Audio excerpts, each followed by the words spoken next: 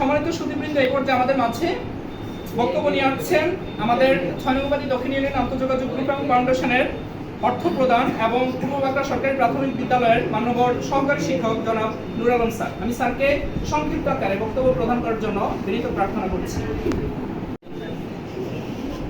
আমরা ৬ নং দক্ষিণ উপাধি আন্তঃযোগাযোগ গ্রুপ অফ ফাউন্ডেশন এর পক্ষ থেকে আজ যে আমরা এখানে সমবেত হয়েছি, বিশেষ করে আমাদের এখানে উপস্থিত রয়েছেন আমাদের ৬ নং দক্ষিণ উপাধি আন্তঃযোগাযোগ গ্রুপ অফ ফাউন্ডেশনের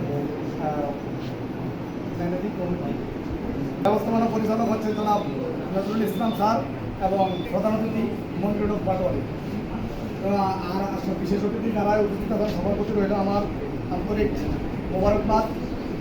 আর আমাদের ৬ নং দক্ষিণ উপাধি আন্তঃযোগাযোগ গ্রুপ অফ ফাউন্ডেশনের সবচেয়ে বিশেষ কথা হচ্ছে যে আমরা উপস্থিত হয়েছি আমাদের ৬ নং দক্ষিণ উপাধি ইউনিয়ন, এর মানে আমাদের এখানে 9টি ওয়ার্ড রয়েছে।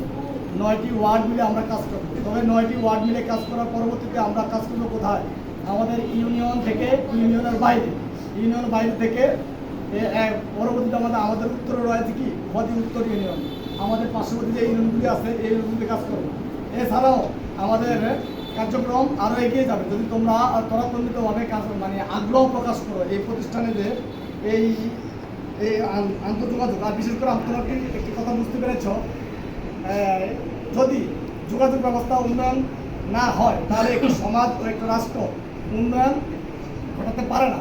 তবে যোগাযোগ ব্যবস্থা যতটা উন্নত হবে ততটাই সে উন্নত হবে। এবং তোমরা জানো আরেকটি জানো, যেই এলাকায় বিদ্যুৎ রয়েছে সেই এলাকাটা উন্নত, এবং যে এলাকায় যোগাযোগ ব্যবস্থা উন্নত ওই এলাকাটা উন্নত। এখানে আমি কেন বলেছি যোগাযোগ ব্যবস্থা আর বিদ্যুতায়নের কথা, বিশেষ করে আমাদের যে আন্তঃযোগাযোগ গ্রুপ, আমরা যদি সকলে যে কোনো সমস্যা যে কোনো কিছু ভালো কিছু করতে হলে যদি আমরা যোগাযোগ রাখি একে অপরের সাথে, তাহলে আমাদের এই সমাজ তথাপি আমাদের ইউনিয়ন এবং আমাদের এই প্রতিষ্ঠানও এগিয়ে যাবে দূর থেকে বহুদূর। অতএব আমি আমার বক্তব্য সংক্ষিপ্ত করলাম এবং বক্তব্য শেষ করার আগে সবাইকে আমার আন্তরিক সালাম ও শুভেচ্ছা জানিয়ে শেষ করলাম। আসসালামু আলাইকুম।